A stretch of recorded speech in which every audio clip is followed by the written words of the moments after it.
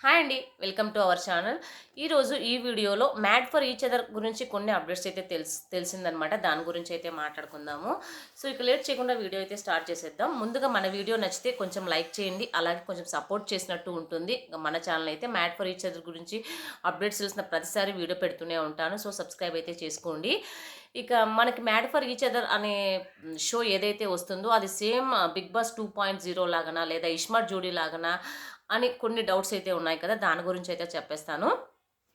మనకి ఈ mad for each other అనేది మనకు హిందీలో ఎప్పుడో స్టార్ట్ అయింది. ఇది లవ్ థీమ్కి సంబంధించి, అంటే లవర్స్కి, పెళ్ళైన వాళ్ళకి, కమిటెడ్ అయిన వాళ్ళకి, రియల్ కపుల్స్కి, ఇలాంటి వాళ్ళకి ఈ షో అనమాట. ఇది మనకి హిందీలో వచ్చింది, కానీ అక్కడ చాలా ఓవర్గా మించిపోయినారు జనాలు అనమాట ఆ షోలో. సో హిందీ అంటే ఇంకా తెలుసు కదా, కొంచెం ముందే ఉంటుందన్నమాట.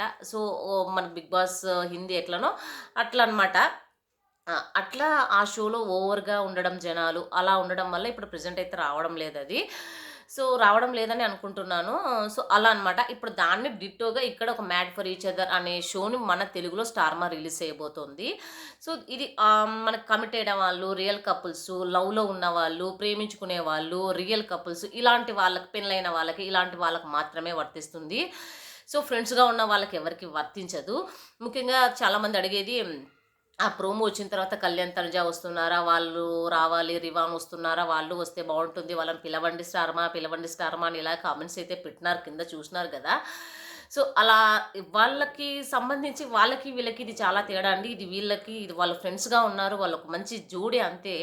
సో, వాళ్ళకి ఇది అస్సలు సెట్ అవ్వదు.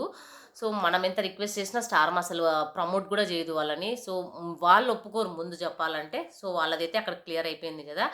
ఇక మనకి 'మ్యాడ్ ఫర్ ఈచ్ అదర్' అనేది డిట్టో చెప్పాలి అంటే 80% ఇస్మార్ట్ జోడీ లాగే ఉంటుందన్నమాట. మనకి ఇస్మార్ట్ జోడీ సీజన్స్ 2, 3 సీజన్స్ అయిపోయినాయి గదా! సేమ్ డిట్టో అలాగే ఉంటుంది. ఇంకా దాంట్లో కొంచెం మార్పులు ఏదైనా ఉంది అంటే, ఇస్మార్ట్ జోడీలో షో అయిపోతానే ఇక వీళ్ళు ఇంటికెళ్తారు గదా! ఇక్కడ వాళ్ళు ఇంటికెళ్ళరు, అక్కడే ఉంటారు. అదన్నమాట.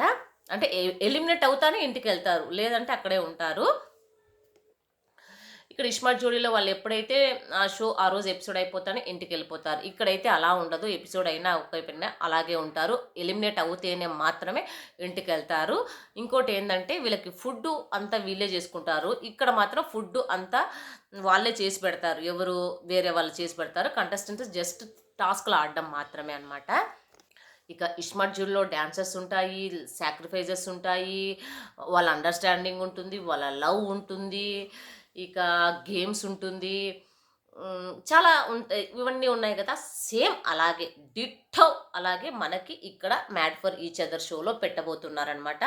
సేమ్ ఇద్దరి మధ్య ఎలా ఉంది లవ్వు, ఎలా అండర్‌స్టాండింగు, ఎలా సాక్రిఫైస్ ఉంది, ఒకరికి మించి ఒకరి మీద ఎలా ఉంది, ట్రస్ట్ ఎలా ఉంది, లవ్ ఎలా ఉంది, అదంతా ఇందులో ఉండబోతుందనమాట. సేమ్ చెప్పాను గదా! 80-90% మనకి ఇస్మార్ట్ జోడీనే దాంట్లో కనిపిస్తుందనమాట. ఇక ఏమి అనిపించదు. అక్కడ ఎలిమినేషన్ ఉంది, ఇక్కడ ఎలిమినేషన్ ఉంది. అక్కడ లవ్ ఉంది, ఇక్కడ లవ్ ఉంది. అక్కడ అండర్‌స్టాండింగ్, ఇక్కడ అండర్‌స్టాండింగ్. అక్కడ ఎలిమినేషను, ఇక్కడ ఎలిమినేషను. అక్కడ సాక్రిఫైస్, ఇక్కడ సాక్రిఫైస్ అదన్నమాట. ఇక పెద్దగా మనకు అందులో, ఇందులో ఎటువంటి చేర్పులు, మార్పులు ఏది ఉండదు. ఏదైనా ఉంది అనంటే మనకి జడ్జెస్ ఉంటారు, హోస్ట్ అంతే. జడ్జెస్ ఉంటారు. జడ్జెస్ అయితే ముగ్గురు జడ్జెస్ ఉన్నారు.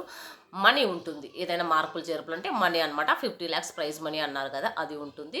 ఇక మనకి ఇది ముగ్గురు జడ్జెస్ అయితే ఉన్నారు. వాళ్ళు ఇంకా బయటికి ఏంటి అనేది అనౌన్స్ చేయలేదు, జడ్జెస్ ఎవరు అని. ముఖ్యంగా ఒకరైతే రాధా గారు అని అన్నారు. సో మిగతా ఇద్దరు అనేది ఇంకా తెలియదు మనకి, అప్డేట్ అయితే లేదు. సో ఏదైనా మార్పులు చేర్పులు అంటే అదన్నమాట. కానీ ఈ షోకి ఎందుకు అంత ఇంపార్టెన్స్, ఈ షోకి ఎందుకు అంత ఇంపార్టెన్స్ అనేది చెప్తాను.